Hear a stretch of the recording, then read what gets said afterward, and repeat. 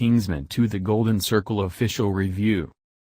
One grumbling that has constantly persisted to James Bond establishment throughout the years is the unpreventable truth that while the movies appear to be stacked with unnecessary sex and viciousness in principle, they never fully figure out how to demonstrate them in any extraordinary detail.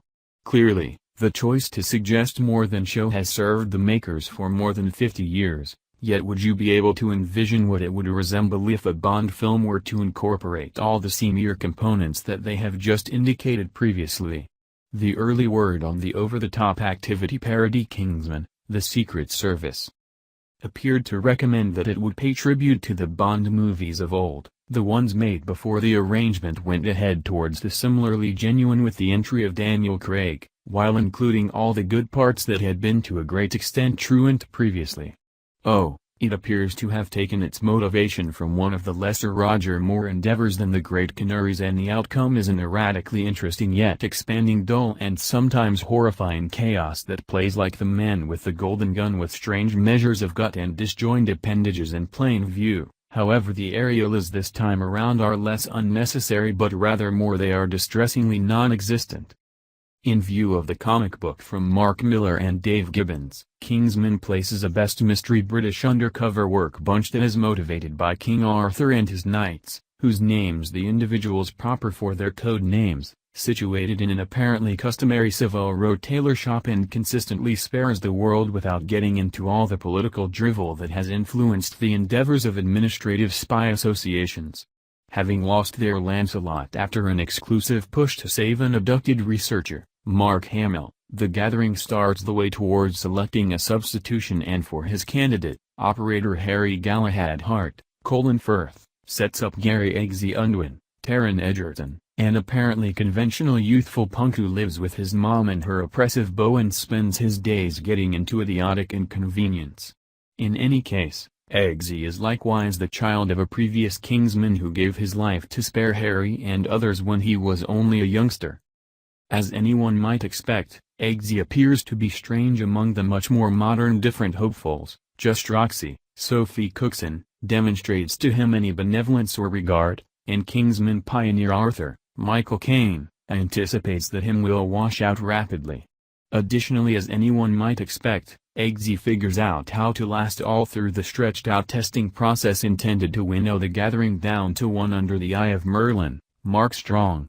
This ends up being somewhat more exceptional than, say, the official preparing program at Harrods. Their military enclosure are immediately overwhelmed while they rest one night. There is a Gathering skydive where they are educated that one of them is not pressing a chute simply after they make the hop, and they are each given a puppy to raise and prepare.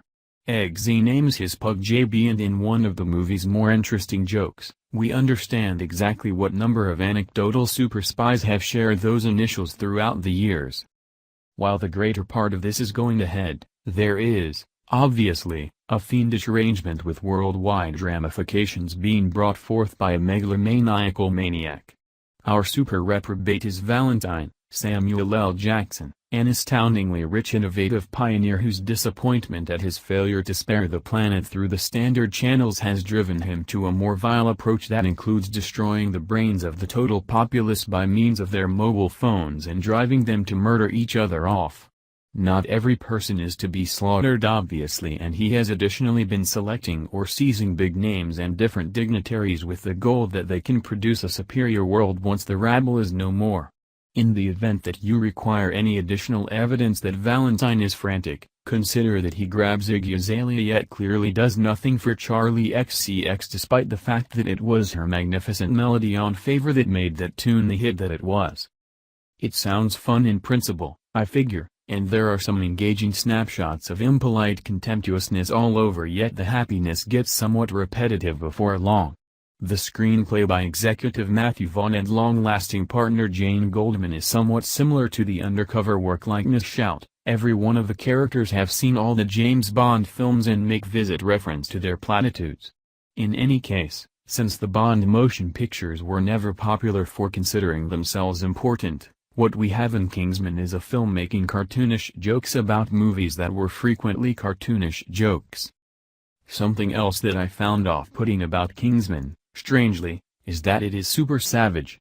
This may seem like a logical inconsistency of my already expressed yearning for an all the more obviously vicious Bond film. However, Vaughn, whose past credits incorporate Kick-Ass, another brutally merciless adjustment of a Mark Millar comic book, surges the screen with flying appendages and spurting blood all through, and, while it is altogether done in an intentionally cartoonish and skeptical way, it is still an excessive amount of a not that awesome thing.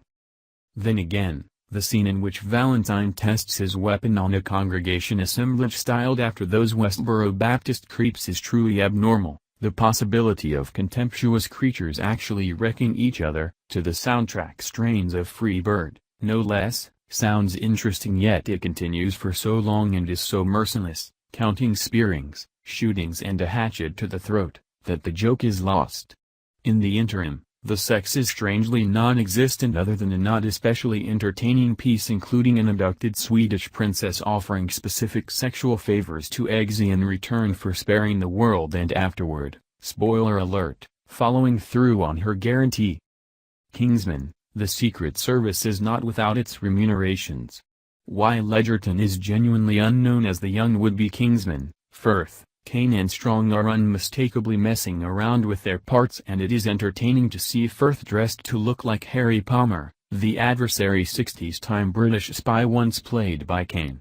Jackson, then again, is not exactly as effective as the uncontrollably drawling scoundrel, since the character does not bode well. He never entirely figures out how to get a fix on him, as he has shown in unrivaled endeavors, for example, Layer Cake, Stardust and X-Men. First Class. Vaughn is an unquestionably polished producer, and keeping in mind that this may not be a decent film, it is absolutely a gorgeous one.